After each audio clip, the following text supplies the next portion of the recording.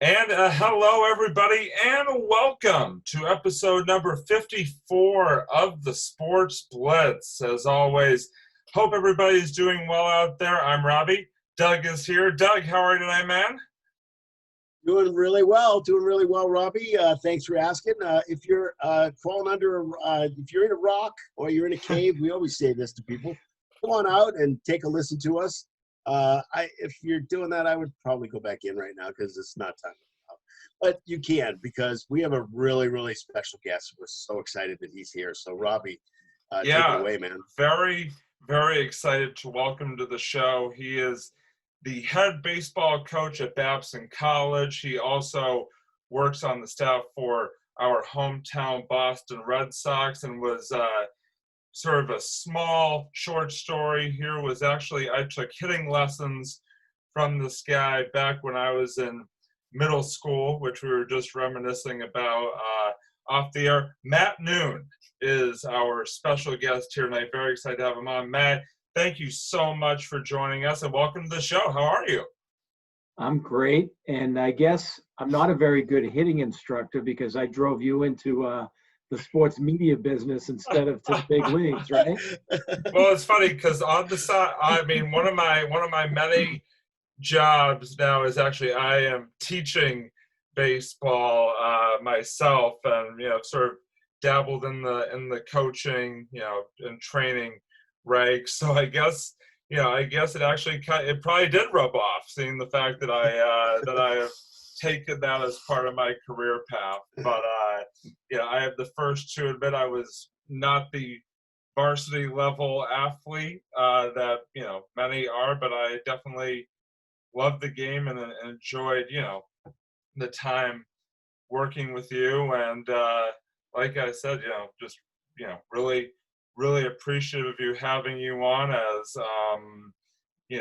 obviously in these difficult times, definitely people with some degrees of busyness. But I kind of wanted to start off with just sort of for the folks at home that may not know you and your background, just sort of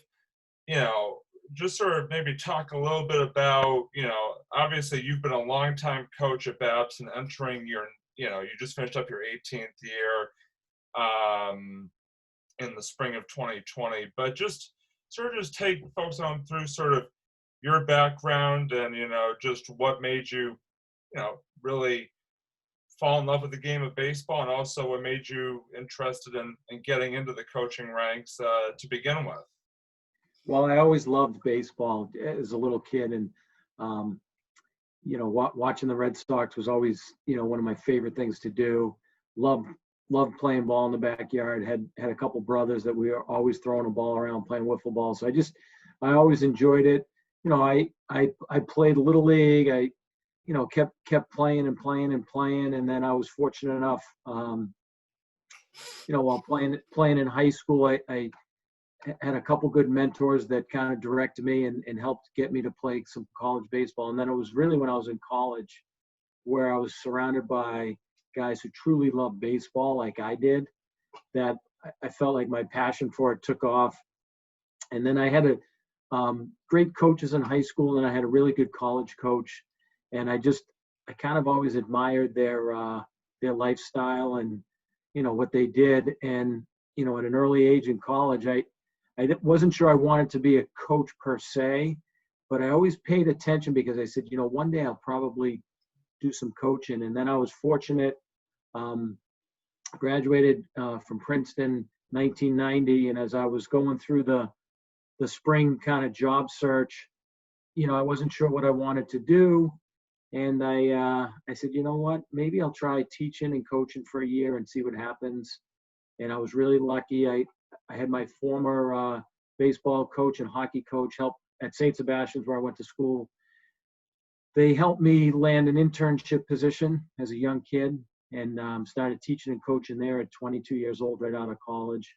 Kind of fell in love with it. And I was kind of at first, I thought, I'll do it for a year and then see what I want to do. And then kind of each year I fell in love with it more and got hungrier with it. And I did that. And then what's interesting, my college roommate's dad was the baseball coach at Northeastern.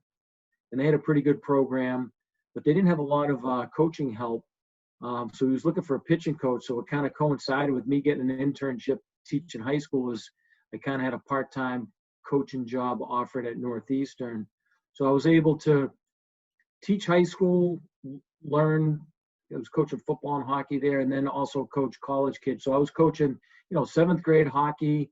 I was coaching assistant varsity football, and then I was lucky enough to do some college coaching. So I was kind of doing that for a good 10 years. In summer times, I did some really neat things. I had an opportunity to coach in the Cape Cod League a couple summers. I had one summer I had a chance to go to Europe and coach with a USA Baseball Envoy program. And then after I think I was 10 or 12, about 12 years of doing that kind of rat race, the job opened up at Babson, and I didn't know much about Babson. I applied for the job, got it, and it was a full-time coaching gig. And I said, geez, it's what an opportunity to coach full-time and really focus on it. So again, I kind of took it with a little trepidation because I really liked what I was doing. And then here we are 19 years later, I'm still there and really lucky. And then,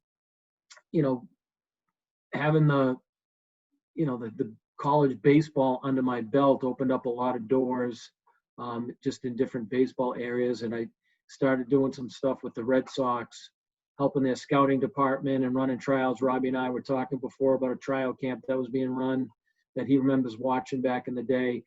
And then that led me to doing some more stuff with the Red Sox. And then for the last about 16 years, I've been a left-handed batting practice pitcher and kind of a staff assistant for the Red Sox. So I've been really lucky. I've spent my adult life around sports and in particular baseball. And, just I feel really lucky and blessed that I get to do it. And, it keeps you young. I look at myself in these Zoom calls. I'm getting older looking, but I don't feel older because I'm around kids in baseball every day. Yeah, no, it's funny. We were talking off air about that tryout, and I apparently unknowingly watched Mike Yastrzemski of the San Francisco Giants play or try out during that time. He was working out. He was a high school junior. And the one thing I remember about him, besides, his famous grandfather and his name, I remember what an arm he had in right field. But never did I think he'd end up being the star that he is now. So I'm rooting hard for him to get that National League MVP. Oh, most definitely. And it's interesting, just sort of hearing you talk about sort of, going through the different levels of coaching, and you played and coached and interned at St. Sebastian's, part of the ISL, which is considered sort of one, at least in this area, one of the top sort of private school leagues out there. So when you sort of starting with that, when you sort of look at because obviously being a college coach now, you're out there recruiting, you're watching games at various levels of high school baseball, various states and all over. So just sort of looking sort of back at St. Seb's and the ISL, definitely a top level of competition. Sort of how would you compare that and sort of the I'm trying to add, but sort of the level of play there to some of the other high school levels and states that you've seen as you've gone through your coaching career and recruiting, etc. Yeah, it's a good question. The thing about sports is there's good players everywhere, and it doesn't necessarily matter what school you go to and where they're good players. I say in baseball, every team in America, high school in America, has a pretty good shortstop and has one or two good players on it. I think in recent years, I've noticed an uptick in baseball in this area because I think there's a lot more summer baseball being played. I think there's some better facilities. I think there's a lot of good young coaches that are out there working with summer programs. I think there's a lot of people that are dedicating a lot of time to it. So I think our area is really strong. I do think the ISL right now is in a good cycle with athletics. And I think the one key piece to it is they get a lot of kids who repeat either 7th or 9th grade. So they tend to be a tick older. So I think, I don't think players are any better at any other school. I think maybe when the league is producing some prospects, it might be because they're a little bigger, a little stronger, because they're a year older. But I think any school you look at where they've got good coaching and kids who love to play are typically pretty good. And it's not necessarily a league or a school that defines. Yeah, Matt, I wanted to ask, I know this is not necessarily off topic, but at the beginning you had said that, and Robbie had said that you had coached him a little bit on hitting. Wanted to ask you, what kind of hitter is Robbie? Wow, that's putting me on the spot. So I don't know if this is a referendum on my coaching, that Robbie is now a media star and not the Mike Yastrzemski of the group. Can I just say, I freely admit, and I admitted this earlier, that I am not, was not, and am not a varsity level athlete by any chance. He was before his time. He was a lot like the way Major League Baseball is now. It's either a strikeout or a homer, not a lot in between. I got you. Strong guy would get in it. So he was just a little bit before his time. When he was working at it, they valued the contact hitters. So I think he'd be better served if he was playing now. I know. Hey, listen, many a softball game I have played with Robbie at Rivers Day Camp or wherever, mostly there. And let me tell you, when he contacts that ball, he can hit it pretty hard. He really does pretty well. He's kind of an earlier version of Bobby Delback, right? Yes, absolutely. But I don't know. I'm sorry, Robbie. I had to, as a co-host, I had to throw that out there. That was actually my first question. Really my first question out of the box. No pun intended. But really wanted to kind of get a sense, kind of what we had asked your, I guess you could say your coworker, Jamie Rice, who's the hockey Babson coach. I had asked him about his coaching style. I know coaching has evolved in different things. I've coached some basketball at some camps, and when we were at Rivers Day Camp as counselors, we're also coaching too. We're not just saying, okay, let's go play, except if they're the older group, but we're still teaching. We're doing that teaching thing because they hired a lot of teachers and they like to do that. So wanted to kind of get an idea of what your coaching style is, because everybody's got a different little style. Maybe it's a big style. And I've just noticed that, like, the coaching style of Ron Renicky is totally different than the coaching style of Alex Cora. And I'm just, obviously, but it's one of those things where, does your coaching style make a difference also when it comes to your team? I learned at a young age, coaching, that you have to be yourself. And I think if you worry about your style and you try to copy other people, you're doomed for failure. I'm a big believer that kids want someone who's authentic, and then they'll either like you or they won't. So I think you really have to be yourself. So I think I've always tried to just do it the way I want. Obviously, you look at coaches that you admire and you emulate and maybe try to copy some things. But I think the really good coaches are who they are. And, just the ones I've been around, the genuine coach tends to be the better coach. And you use, Ron Renicky versus, Alex Cora versus Terry Francona versus, John Farrell. Those guys all have been really successful in my eyes. And they're all dramatically different, but the one thing about them all is what you saw is what you get, and I think that's part. I think that's key to it. And then just in terms of do you want to be an offensive coach, a defensive coach, a disciplined coach? I think for me, I try to be really honest with everybody. Try not to be buddies with the kids, because ultimately I have to make tough decisions on lineups and rosters and what have you. And then from just like a technical standpoint, I'm a big fan that if you pitch and you throw a lot of strikes, you have a better chance of winning. If you play good defense, you always have a chance. And then, focus on that first. But really, I think that the heart of your question is, and it translates whether you're the Little League dad coach or the youth hockey coach or the youth basketball coach, just be yourself. And I think if you are yourself, then kids will respond and do what you ask them to do. If you're not yourself and you're trying to be somebody else, you won't fool them, and then they won't be invested in it, and they won't want to, do what they have to do when it's hard. Oh, Yeah, that totally makes sense. Yeah. Yeah, most definitely. And obviously, you have had quite the successful career. Obviously you're talking about, you're at Northeastern as an assistant, but now obviously at Babson. I want to sort of dive a little bit more into Babson specifically. But before I sort of get into specifics about Babson, I did want to ask you, you've coached at Northeastern. Now, obviously you've spent a long time at Babson. Over that time, how have you, if at all, seen sort of the game of your college baseball sort of changed at all, sort of the landscape of it, or has it, or in what ways has it changed, and in what ways has it stayed the same over the years? A little bit of like I referenced with high school.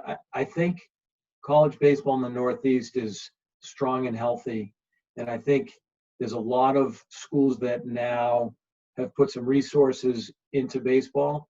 I use Babson as an example. When I took over 19 years ago, I was the first full-time coach they ever had. Oh, wow. And so before me, it was a part-time position where the coach was juggling, other duties. One coach was a high school teacher before me. The other was the athletic director. And then now I come in as a full-time coach, and my responsibility is, to coach the team, recruit good players, and just run the program. And I wasn't being pulled away in other areas. So you multiply that by a lot of schools that are now doing that, and then you can see the elevation of the play around New England. When I started at Northeastern in 1990, the head coach there, Division I program that was playing a top schedule, University of Miami, Ohio State, that first year I coached them, coach was still part-time. Now, all these schools have full-time coaches dedicated to running good programs, but they also have full-time assistants that are primarily responsible for recruiting. And I think because of that, there's so many good baseball programs, Division I, II, and III in New England. And as a result, there's really good baseball being played. If you get a chance to come over and see us, or you go to a Northeastern, you go to a BC, but you can go down the street to MIT, you could go out to any of those Worcester schools, and you're going to see good baseball played at good facilities, being coached by good coaches with kids who really care about being good baseball players. So it's kind of an exciting time to be in and around baseball in New England right now. I no question at all. I know, I've definitely living here in Wellesley, have, definitely had many an occasion to stop by the field and check you guys out over the years. And,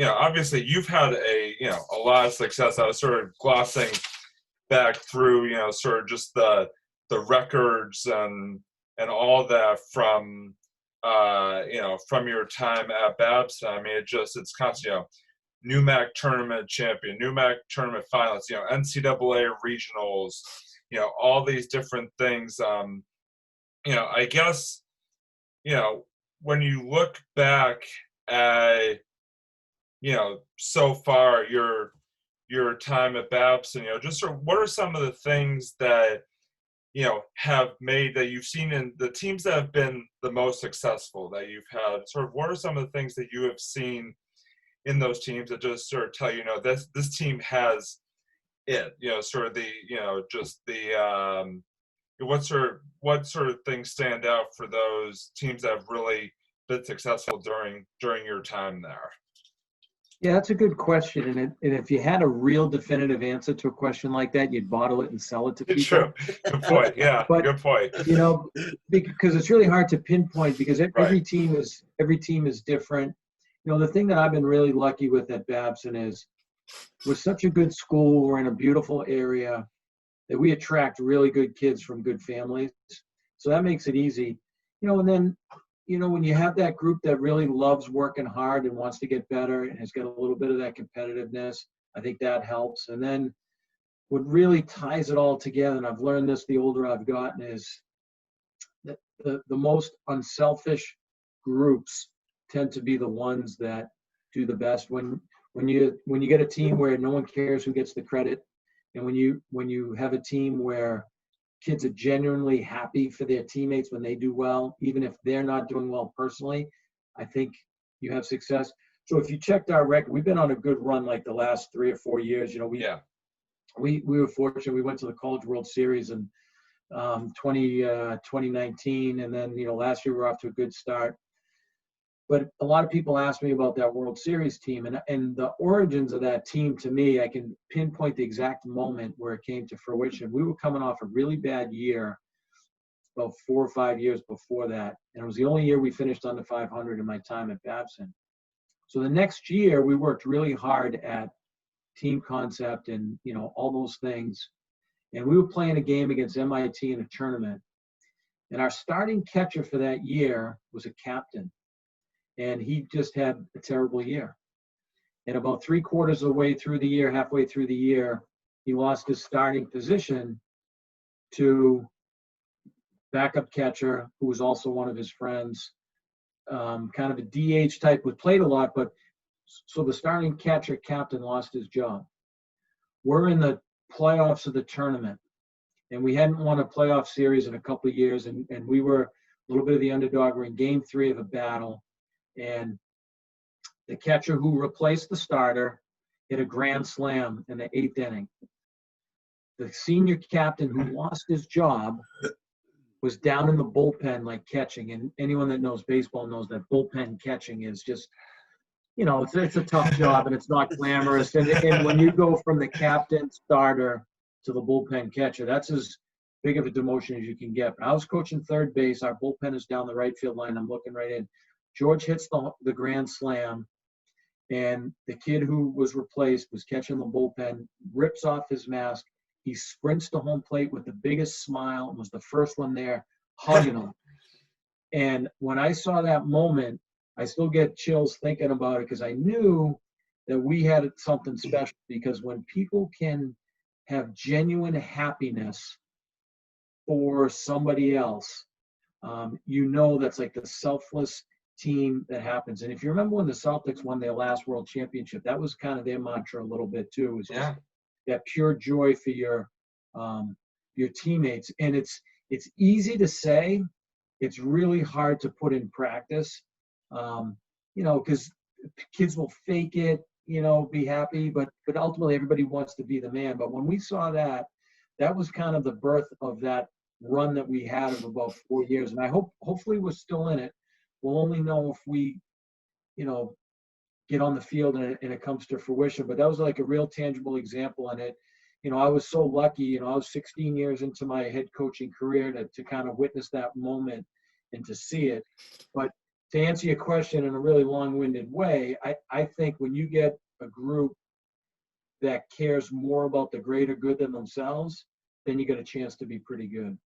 Yeah, and it's funny you bring up the 2019 team, because obviously I had the opportunity. One of the questions I want to ask you, it's kind of a good segue, was that was the first year that you guys made it to the College World Series in program history. You'd been to the regionals a lot, and the unique thing about that season was that they began kind of like Division I has been doing for several years, was the super regionals. So before, I think it was just the regionals, then the championship tournament, and then starting in 2019. And you and your team actually had the opportunity to host the super regionals that year against SUNY Cortland, I remember. And I went to game 2 of that series when you guys were able to clinch that spot, which was really cool. So I wanted to know, what was that like for you talked about sort of that run and sort of sort of bouncing back over that few year period. What was that just like for you as a coach to have your program sort of be able to be showcased like that, obviously make it out of regionals to the super regionals, to be able to play at home as well. Just what was that? Yeah, it was unbelievable. It was like unbelievable. Yeah, you were there. I remember seeing you there. Yeah, it was unbelievable because it was when you're coaching your team, you start the year in Florida, and we were in Texas, and we travel, and we get some rainy day games that are away. We were having a good year, but when you get to host an event like that, you get to share so many people along the way. So we had a fantastic crowd. It was like spectacular weather, but what was so special about it, for me personally, was there were so many people that were there rooting for us, and that they were able to share in our happiness. And then you multiply that by every kid on the team had family and friends, and they were neighbors, they were coaching pals of mine that had never seen us play that came. I had family, so it's really lucky. The year prior, it was a different setup. It was just regionals and then to the World Series. Right. And we were one game away from the World Series, but we were in York, Pennsylvania, sitting through rain delays with nobody there really sharing it with us. So this was so cool to have just Babson people, Wellesley people, Needham people, family, friends, and I was really proud of our guys because we were pretty good. We played really well. And in some ways, I was like the proud father. I was able to show off my kids to everybody, and because they were just a fantastic group of seniors and underclassmen, and they were such great teammates to each other that it was so nice for them to win it on home turf and to let everybody see it. And it was 2 nail biter games. We won in extra innings, I think, or a walk off on the first night. And then we hung on for a 2-1 win. In the second one, we struck out the guy with the guy on third to win it, and the kids dogpiling. It was like, I'll never forget it. Looking back on it, I wish I could have enjoyed it more in the moment. But when you're coaching, you're so wrapped up in everything and making sure you don't make mistakes. That there've been a few times since then where I've had a quiet moment and I've thought about it, and that was really the only time I had to got the chance to enjoy it. But you were there, you knew it was just a spectacular thing. And for a coach to experience that, I find myself really lucky because there's so many coaches that do such a good job that never get that chance. Because to get there, you have to get some breaks. You got to be good. Everything has to line up perfectly for you. And I was fortunate enough it happened for us. Like I said, there's been a lot of good coaches who never even had that opportunity, and I just feel really lucky. Yeah, one of the only times watching your team at home that I think I've ever seen you in the first base dugout for a game, which was very interesting. Yeah, I think it was certainly the only time I ever was in, but it was NCAA rules. You flip-flop the home and away. Right. And we've played games as the visiting team batting first, due to weather and tournament play, but we never had to switch the dugouts. But the NCAA was so strict in their protocol, and it was just it was a really weird feeling looking at it from that angle. I can imagine. So I just wanted to give a little update. We were talking about this guy before, but Dahlback homers again. 5 straight games. Unbelievable. I know you have it on there, Matt, but I just wanted to. I missed it. I was talking, but I get it. Yeah, I get it on here. Yeah, that's good. I know. I just wanted to give an update because Robbie and I do that occasionally when there's either a big game on or maybe a smaller game. But I wanted to ask you. I know that this is kind of this may be more of a thinker than anything. I know that the Red Sox this year obviously haven't clicked. They do sometimes. They show these fleets of greatness at times, and then there are times that you just go through. You're hoping that there's not a doubleheader because you're like, oh my God, what are they going to do? And are they going to do this and do that? And again, they have a losing record. They've lost a lot of games. When it comes to your coaching and of course coaching at Babson, I know it's kind of difficult to motivate when there's so much. I know that there's so much loss. There's not a lot of wins, and you're not when you win, you feel good, and sometimes if it's a close game and you've played well, you still feel kind of good, but maybe not because you lost.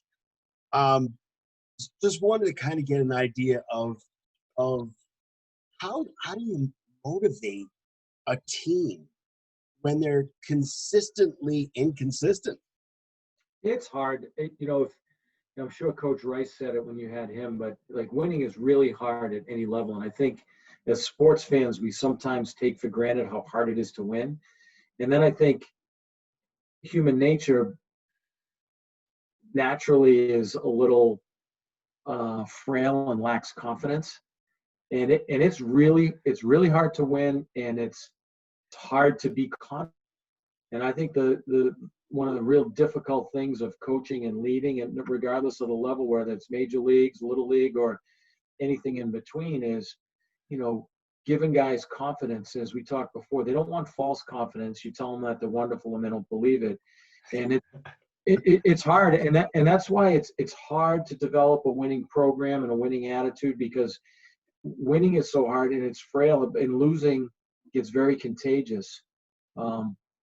And it's a fear that you have as a coach, is that if the guys lose confidence and you start losing, you can still be pretty good and lose. How do you maintain it?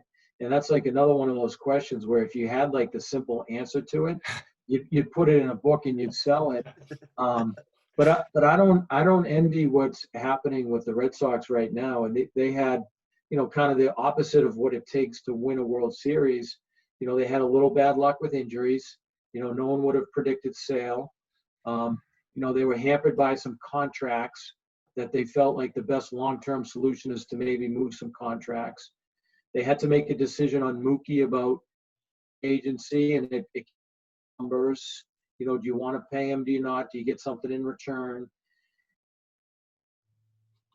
And then they got in a little bit of a rut coming out of the gate. A couple guys, the bullpen wasn't what they thought it was going to be, and then they kind of sold off some parts. And the danger is, you have a losing season under your belt. You got to do something to make sure next year it's not, because it can spiral very quickly. And you see teams in every sport at every level. You can get on a run nice and easy and win some games, but you can also get on a run and lose some games. So my hope is, they get healthy with the pitching, they make a couple moves over the winter, and they can get back to being what the Red Sox should be, which is a top division team. No, it sounds logical. Of course, it's tough when you lose. I wanted to know whether you've ever experienced that confidence level in hitting, because I know you've done a lot of hitting, coaching the hitting part of baseball. That sometimes can be difficult too. It's the most difficult thing, and yeah. I tell you, I've been really lucky, working with the Red Sox. I'm in the batting cage with them.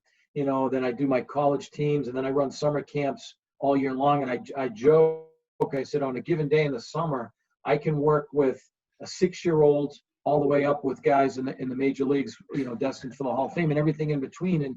And the amazing thing about that is there's so many similarities between 6-year-olds and major leaguers and everything in between. And one of them is just the thing about a hitting slump. And a hitting slump, whether you're 6, 16, 26, or 36 and in your career, will bring you to your knees in tears. It's part of what makes baseball great, is because when you finally come out of it and you overcome it, it's such an amazing accomplishment. But I literally have seen major league players cry like the kids at camp when they're in that helpless feeling of the slump, wondering if their career is going to end.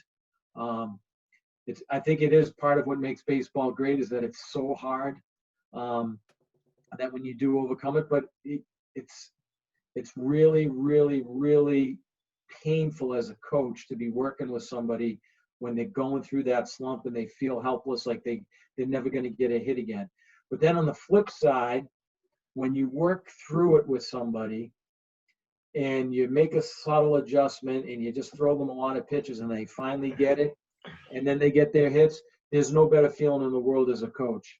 And I think that's why we do it. I think it's why we come back to baseball. It's why we spend all the time in the batting cage, because when it comes together, it's just beautiful thing. Yeah, I mean, that is true. And I know from my own personal experience, I mean, when working with kids and, playing myself, when you're not hitting, it can definitely be frustrating. But when you sort of break out of that struggle, it's definitely a really great feeling. And I wanted again, we were just talking about the Red Sox and your work with them, so I wanted to dive into that a little bit here. Just sort of, can you just talk about what that experience has been like for me, especially someone grew up watching the Red Sox, a Massachusetts guy, and what is it like to work for them, and also during that time, I mean, I know you came on right around when they finally reversed the curse back in 2004, and obviously have won 4 World Series since then. So obviously it's great from a fan's perspective to see all those titles, but I'm just curious, what's it like from sort of a staff's perspective? Yeah. So I tell everybody, so the first weekend I went in and had the opportunity to do it, I said, if that was the only time I ever did it, I would have stories for a lifetime. And then next thing you know, I started in the All-Star, right around the All-Star break in 2004. Like I said, if I had gone in there and just done it on a weekend they finished in last place, I would have stories for a lifetime. And then here I am, since 2004, about 16, 17 seasons, however you count them, kind of sprayed in the huddles with champagne, and have seen great parks and stadiums and being a part of it. But the line I use to everybody is, I got in there the first couple days and I was a little starstruck, and I was like, oh, here I am, this Red Sox fan inside the clubhouse doing all the thing. But very quickly it rubs off, because you see them, they're just regular guys. Kids were, players were playing video games, and I remember like the light clicked on. It's like, they're just kids. And then I really started to look at it as an opportunity to make myself a better coach. And so I took it upon myself to say, okay, I'm going to just be a fly on the wall. I'm going to observe. I'm going to learn and take advantage of this great opportunity. I told the kids at Babson, I said, if I had my players at Babson had a chance to be hanging out with Warren Buffett, the best businessman in the world, be a fly on the wall in his world, you take notice. And so what I was able to do is I was able to get inside the ropes with one of the best organizations in all of sports. And I think the one thing that people don't realize is the coaches for a team like the Red Sox or Major League Baseball, they're the best in the world at what they do. So at the time, I was, a young coach, just starting out at Babson as a head coach, didn't know much about hitting. And I said, I'm gonna take this in as best I can and learn as much as I can about baseball. The coaches have always been good to me. They kind of let me in their circle. So I used it as an opportunity to keep my mouth shut, take notes, take a lot of video, take some pictures of drills, and try to bring it to other people and share with it, because I'm really lucky. And it goes back to a little bit of what you were saying. Yeah, as a kid who grew up, in Belmont, around the shadows of Fenway Park, and remember my dad taking me to games and imitating Yaz's stance in the backyard like we all did. And I love Louis so did that. Right? I love Louis Tion. And then it's I could do all of them. Yeah. So like I had a chance to be kind of in that world, and I like to think I really took advantage of it and appreciated it.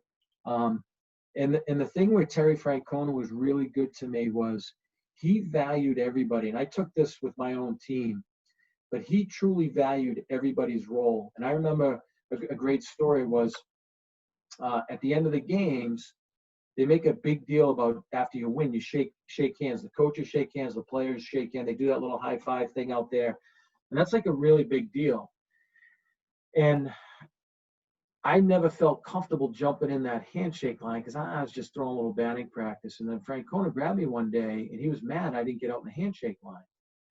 And he said to me, if you don't think your job's important, then you shouldn't be here. And it really like struck a chord with me. So he appreciated what I did, but he wanted to make sure I appreciated what I did. And I've tried to bring like that mindset to everything that I do now. It's like, yeah, you have to value everything that you do. So it's stories like that that I feel like incredibly lucky that I have taken away from the Red Sox and tried to bring it to other parts of like my professional life and career. And then on top of it, I love sharing cool stories because I would want to hear them from people that I know. So I've been lucky. You know, I was in Yankee Stadium for the comeback in '04. Wow. You know, I was on the field celebrating the World Series in the different places. You know, I've been really lucky to kind of see it as both a fan and then the professional part of it. You know, I kind of been around enough to know I get my run at Fenway Park. You know, I've watched a lot of games from the dugout. I've watched a lot of games from the Green Monster. You know, I can kind of walk around the park with my ID, and people know who I am because I've been around. So I've been really lucky that way. And I always try to appreciate it because I think of just like how cool it would be if you never had a chance to do it. And there are some days when you know, dragging in there on a hot summer day, and then I'll see somebody on the field for like batting practice, and you see how excited little kids are to get there. And it's always like a good wake up call for me saying, geez, you know, you really are lucky to have this access and to be a part of it.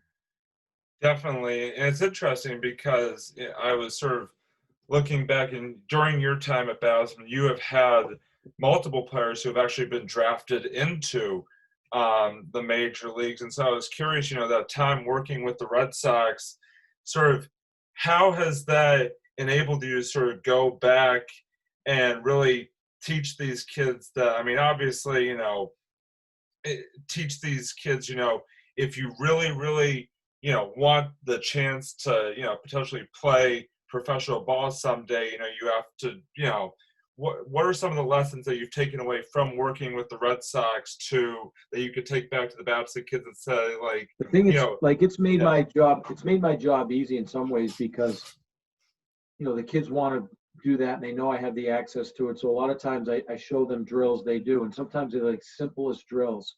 You know, the one that always cracks me up when I'm working with players is, you know, you bring out the batting tee, and you know, kids roll their eyes. It's like, oh, the T-ball. And then I got video of David Ortiz yeah, hitting off the tee and Dustin Pedroia. it's important. It's very important. And it's like those things. So in some ways, like my access and my role with the Red Sox has made my coaching a lot easy because I can say this is what they're doing, and they believe me. You know, we talked earlier in the call about being authentic as a coach. It's like I can say, hey, look, this is what they're doing.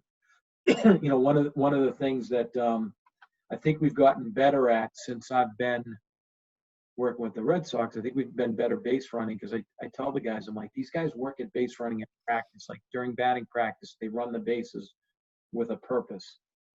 And that's like one of the hardest things for a coach to get through to players is that when you're taking batting practice, you got to work on the parts of your game. And when I flat out say, this is what they do, and then I see our guys do it, I realize, you know, they've just made my job that much easier.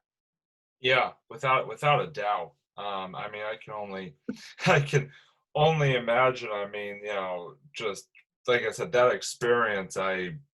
It's amazing that you've been able to sort of do that. You know, and like I said, look at it from a fan's perspective, but also a coach's perspective, because obviously not a lot of college coaches, I'm sure, really have that opportunity to work, you know, on the side with a major league club. No, like I said, I'm Sox. really lucky. I'm really lucky in that. I try to share as much as I can with coaches that appreciate that. You know, and I think, you know, I would want it if I knew somebody that was doing it and they'd want to share it. So I try to share both, kind of the fan perspective plus the professional perspective. Yeah, I definitely want to hear more stories, Matt. Yeah. That's the first thing. I love these stories. I think they're fabulous. They're behind the scenes that we don't get to see.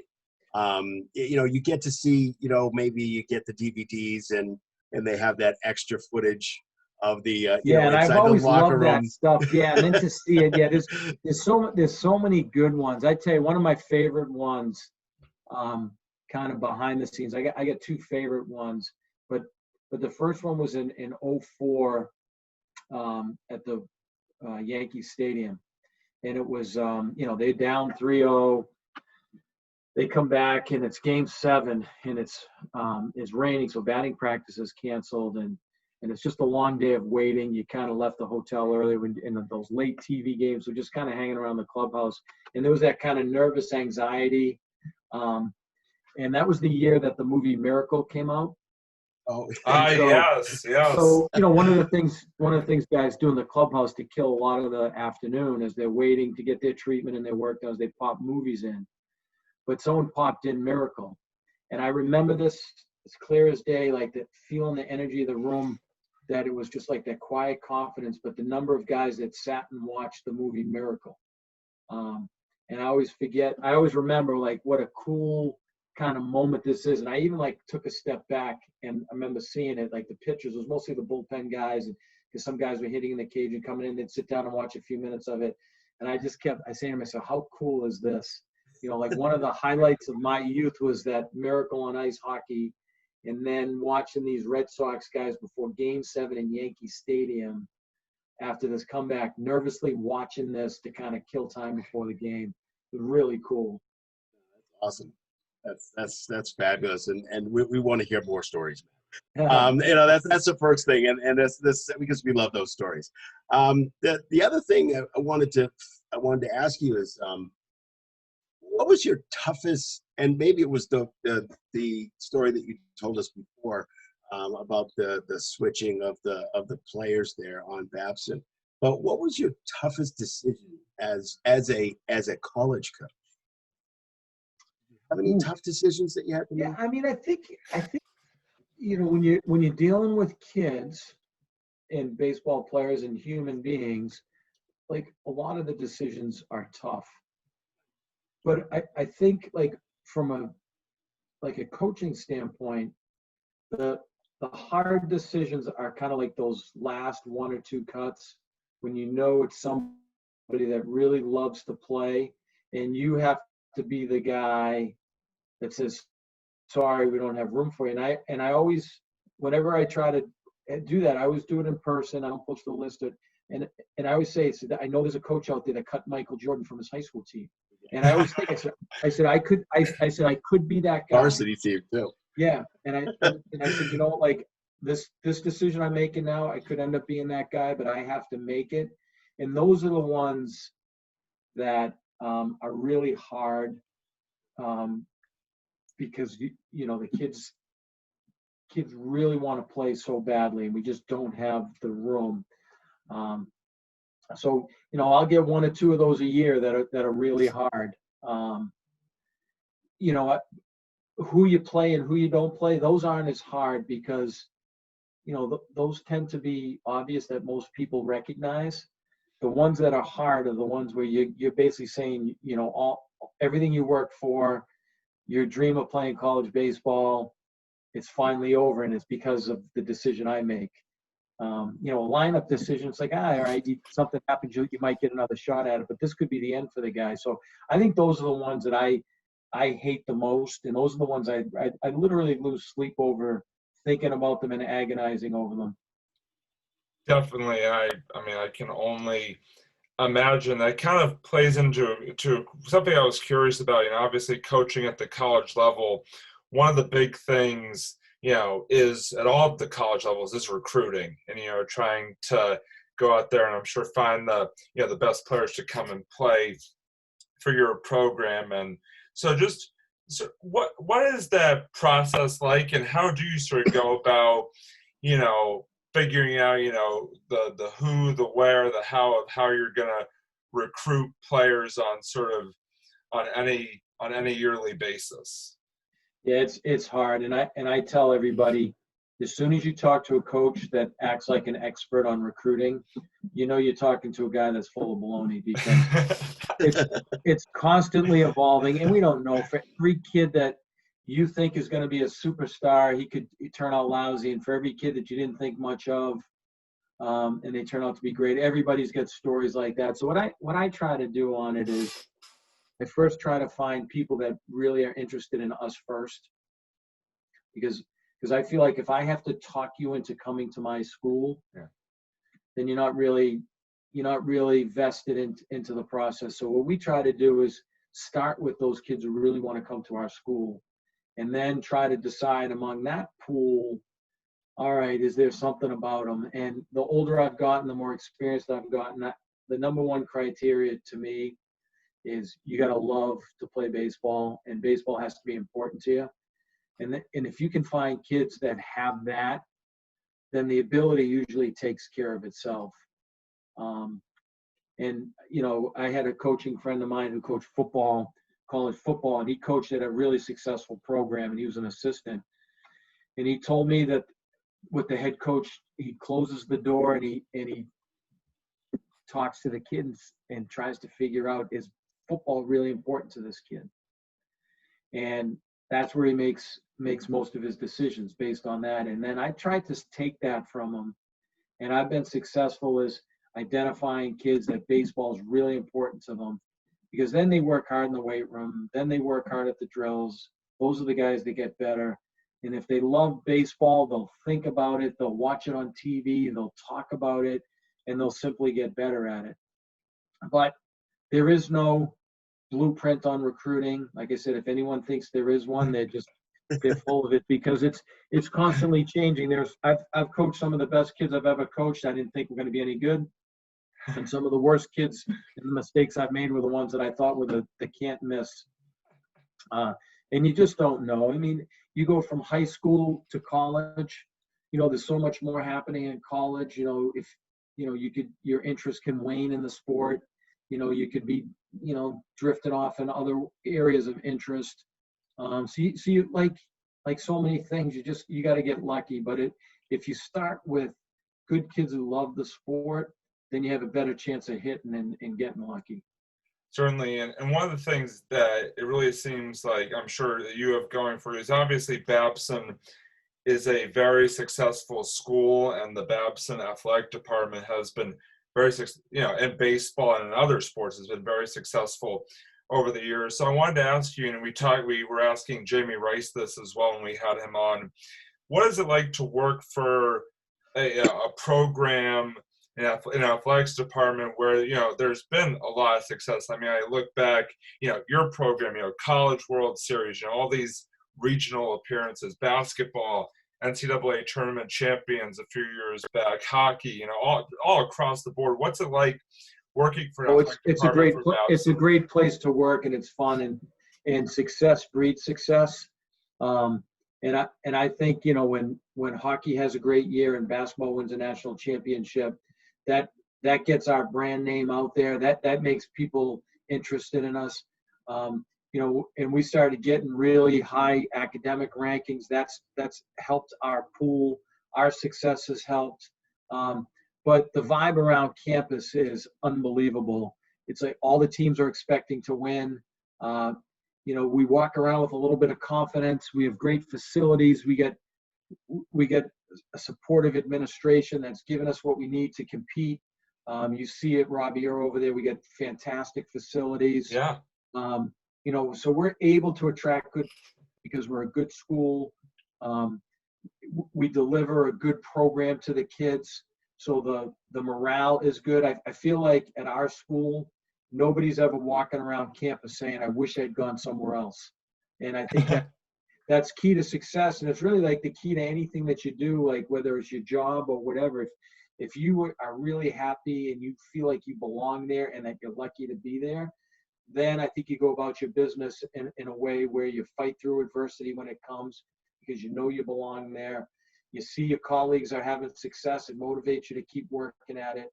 So it's a really hot time to be at Babson College right now. Absolutely. I don't know, Matt. I want to go right now. I just want to.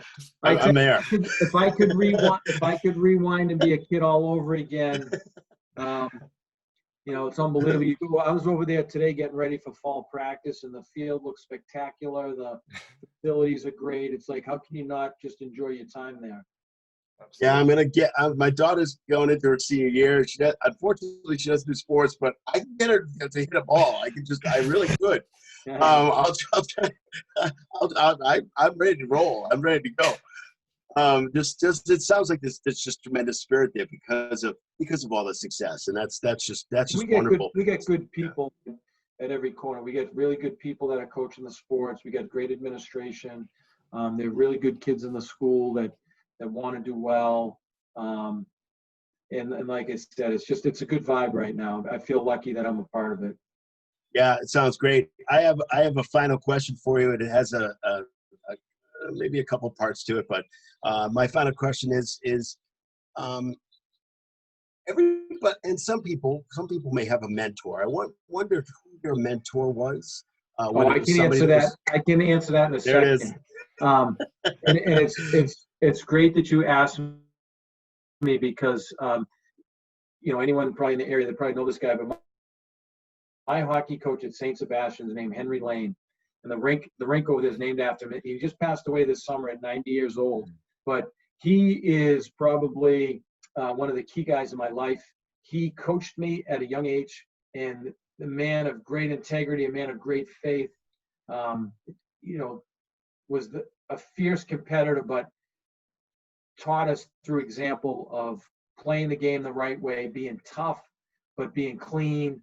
He never tolerated foul language. He didn't tolerate, complaining about referees, never made excuses. And he kind of took me under my wing as a player.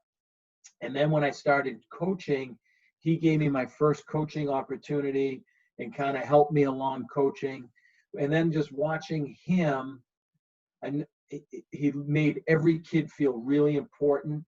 And, literally up until the week before he died, I stayed in constant contact with him. And it was always talking baseball, talking about kids, talking about coaching, talking about experiences. And so to me, he was unbelievably influential in my decision to be a coach. And he helped me, land a job that got me on this path.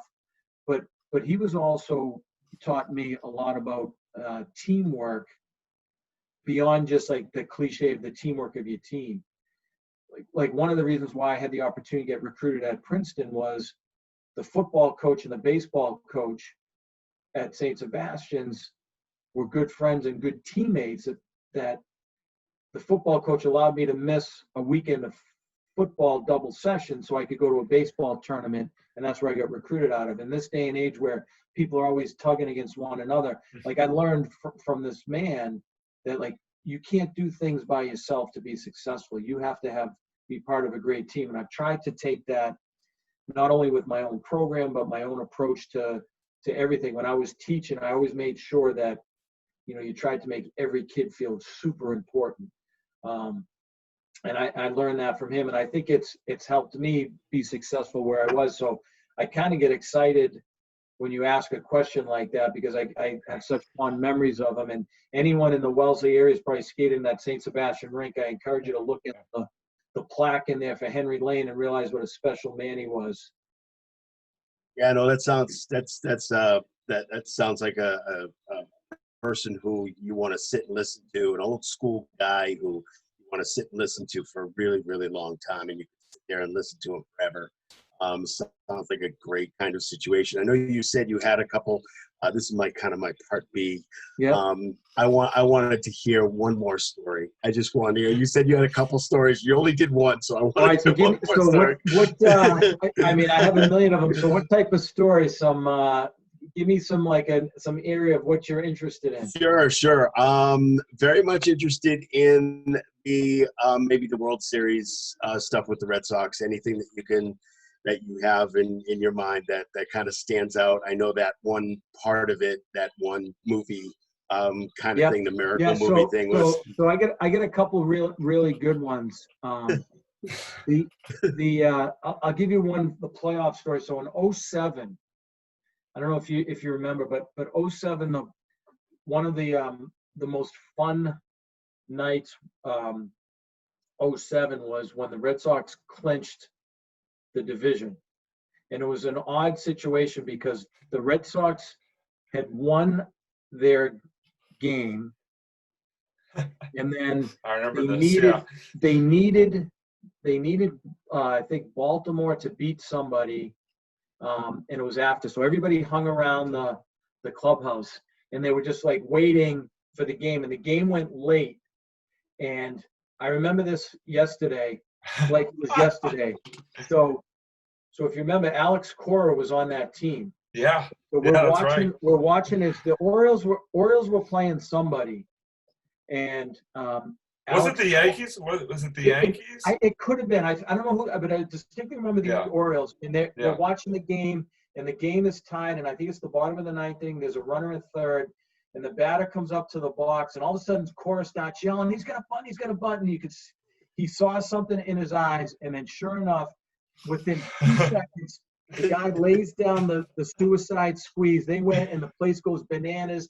The champagne, the whole thing. And I remember like Cora picked that out. And then you fast forward to like what he was as the manager and how he picked up every little thing and the nuances. I thought that was really cool. And you talk about like the playoffs and the World Series. Yet the thing I didn't recognize, and I get mad at talk radio sometimes because they criticize when they do those like celebrations after they clinch a wild card or whatever.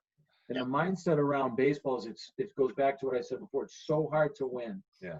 And there's been so many guys who have played the game for their whole lives who never had a chance to do it. So they never, ever downplay that opportunity to celebrate. And I think having the access to it and you see the mindset of why they do it and the time and effort that they put into it, I would never, ever, ever downplay somebody celebrating. And kind of that old school mantra of like, oh, act like you've been there, only celebrate when it's important. No, it's just too hard to win. So I remember that one. And then another amazing one to me was the 13th season was really, it's just special, the whole Boston Strong thing. Yeah. But I was down in the batting cage, warming guys up during the game. I do a lot of that stuff. And when Victorino hit the grand slam against Detroit in the playoffs, he hit the grand slam, and that basically allowed them to clinch that night. But he came down to the batting tunnel after he did that, and he was so excited. He was hyperventilating. I thought I was going to have to give him CPR. Or at least a paper bag. Yeah. So there's a lot of those little ones like that. There was another time I was in the batting cage when Ortiz started a bench clearing brawl. I don't know if you remember, like he charged the mound against Baltimore, and I was down in the cage, and like, the big thing is for people like me, if you go on the field, you get a $10,000 fine. So people like rushing to go out in the field. I was just standing there because I'm not going to get a $10,000 fine. You guys go. I'll stand there. I'll film it. I'll film it. But probably the thing that's most etched in my mind out of the whole thing was the plane ride and the bus ride home from the World Series in 2004. And so we flew home after the celebration, and so we landed at Logan about 7 a.m. And they've got the police escort, and they had the expressway stopped, and the people stopped in traffic on roofs of the car, jumping and screaming. And then the bus ride from Logan, they kind of wind through South Boston and Roxbury to get to Fenway the back way with the police escort. And the number of people that were on rooftop buildings, construction workers, just like going bananas for the Red Sox. And I take a step back, and I think I was like, geez, growing up all this way, and the next thing you know, it like I'm in the middle of all this. I'm like, how did this happen?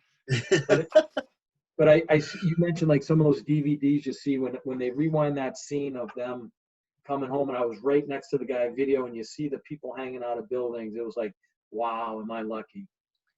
Absolutely. I remember I was at the 2013. You bring up 2013. I was at the 2013 game when Ortiz hit the grand slam, and like that was, I've been watching going to Red Sox games for a long time, and that was probably the best memory I've ever had of going to a game at Fenway. The electricity of the park during that, because they were down 5-1, down 5-1, and then just in that one swing of the bat. Just in the bullpen cop, the iconic photo with his hands in the air with, Torrey Hunter. I was glad Torrey Hunter was okay. I was glad Torrey Hunter was okay diving into the bullpen, but that was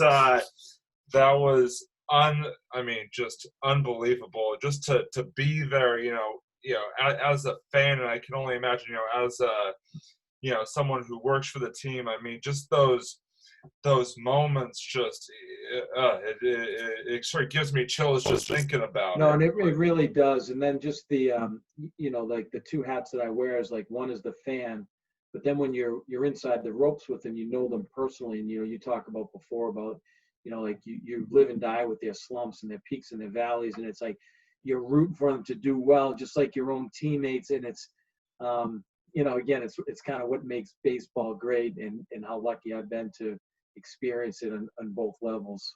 Yeah, so I have two final questions as we wrap up here. The first one is, you obviously, we were talking about, your time at Babson with the Red Sox, but I was also kind of curious your time coaching. You said you were mentioning how you coached for the Cape Cod League, obviously a prestigious, college baseball summer league that is definitely very well known, has produced some star players out of it for sure. So I was just curious, what was that experience like working on the Cape and working for such a high profile? Yeah, it was great. It's anyone that's gone to games down there knows how special the whole summer is, with the local people volunteering and the kids coming from all over the country, and then the high caliber of ball. It really is like a slice of Americana. And then when you're there, it's just so much fun. It's baseball every day. You're dealing with kids that really want to make it to the next level, and they recognize they get this opportunity. You're on Cape Cod, you get fans there. It's another one of those things where I was really lucky to have that opportunity. I'd love to go back. I always say my retirement dream job is to be a pitching coach in the Cape Cod League. It's just such an amazing experience. Really good players, but they're young. They still need coaching. They want to be coached. It's just a fantastic opportunity. Then you get the beautiful parks like Chatham and Orleans that can do it, and the fans and the kids with the autographs, so that you can take a step back and just see, why kids love baseball and that whole atmosphere. And then it's kind of cool to see like a young college kid is signing autographs, and how he's interacting with young kids. I think so many times, high-priced ball players get a bad rap, but when you see them at that age and how they are down there, it's really special. I've been going to Cape games since I was a young kid. I remember going to like the clinics that the teams run. I used to go to Chatham a lot as a kid, and working with those college players, Yeah, there's and nothing having better. those experiences. Yeah, it those are like was just amazing. unbelievable memories. Yeah, that's what the Cape's all about. It's so great. Yeah, you definitely look up to them. The last question I wanted to have, and I'd be remiss if I didn't ask, is obviously, this past season was interesting to say the least, because I know you guys started your season, and then obviously, unfortunately things had to kind of shut down pretty early on. Just, if you could, just what is that like for you as a coach, of having to go through sort of an uncharted territory, I guess really is what you call it, with, having the season start up, is like all of a sudden, that's it. Yeah, it was unique to say the least. It was uncertain because we didn't know what was going to happen, as things unfolded really quickly, and we still don't know kind of what's happening day to day. But the one thing that I was really proud of our team about is that we never got into the self-pity mode, like, oh, what was us. And I was disappointed that a lot of teams and coaches were tweeting out stuff that, acting like they got robbed. I mean, this was serious life stuff with people getting sick and they were dying and businesses were shuttering down. And so we made it a point that, we're going to handle this like we do any other type of adversity. We're going to, handle it like men. We're going to make the best out of it. And, our resolve from the very get-go was we're going to handle it, and then we're going to be better because of it when it's over. And that's kind of the approach we're taking right now, is that, yeah, it's still awkward. Practice is funny with masks and restrictions, but we're still going to have the opportunity to get on the field and practice. And when the stuff gets back to normal, then we're going to be ready to compete. And my line has been is like, when it's over and at some point they're going to be competing for championships again, I want to be ready for it. And we're not going to feel bad because we lost a little bit of baseball time. There are people that lost their careers, their livelihoods, their lives through this. And I think we've tried to just keep the positive outlook on it so that we're ready to go when it's all said and done. And I'm really confident that our guys believe that and are going to emerge when it's all said and done better and stronger. And then, I just wouldn't let them feel bad, because I use the Ted Williams analogy. I said, Ted Williams was 1 year removed from one of the greatest offensive seasons in the history of baseball. He was at the peak of his game, and then he got called to World War II, and he gave up 3 years of his professional career and risked his life to save the world. We can give up a couple weeks of our season to get this thing under control. So we've kind of had that mindset with it. So, but really, to answer your question, it was uncharted. We didn't know how to do it. This is how we're dealing with it, and I hope we come out of it better and stronger. I definitely do as well. And hopefully, you guys are able to take to the field in 2021 and continue to compete for championships. So as we wrap up here, what we like to do, Matt, is we like to sort of do a final thought. We always, invite our guests if they have any sort of final thoughts that they would like to contribute as we wrap up an episode. So is there any sort of final thought that you would like to share as we wrap up here? I don't know if I have any final thoughts, but it was fun talking baseball. I love talking Red Sox. I love talking coaching. So you kind of tickled my vocal cords there, and the two things I really like to talk about. So, thanks for giving me the invite to talk Red Sox, to talk coaching, to talk about Babson. Keep doing what you're doing. I'm glad, you found kind of your passion. It's what I preach to my guys, is that, we try to find our passion. And even though Uncle Charlie might have got you at some point, you couldn't hit the curveball, but I'm glad it got you into, what you love to do, and you're really good at it. And hopefully you keep going with it. Well, thank you. Doug, any final thoughts from you? The only final thought I have is that this has been a terrific episode, Matt. This has been awesome. I think you've renewed my childhood love for baseball. I used to go out to the backyard with an old Cracker Jack bat, if you can imagine that. And you could tell that it was old because it was crumbly at the top, not where you hold it, but at the top of it. It was kind of coming apart a little bit. But that was a favorite bat because that bat felt really good. Yeah. And it was light. Better. It was light enough. It was light. It wasn't like aluminum, because I had aluminum too, but it was a nice Cracker Jack. We used to hit not just baseballs, but in my backyard, we used to hit tennis balls, and we made bases with these with the stuff that we used to line the walkway with, the limestone. We used to put the bases out, and we used to hit the ball. We had a big apple tree that was right there, and we hit it over into the neighbor's yard. We knew it was a home run, and we were going, yeah. We were running around the bases, and we had real gloves, and I actually had when we went to Rivers, I had a glove for my daughter because I knew she was going to play some softball or whatever. I taught her how to break it in, put some baseballs in there, wrap it up, and put it under your mattress and that kind of thing. This is the stuff that I grew up with. So when I say that baseball's like kind of down here because it's a little slow to watch, I still love it.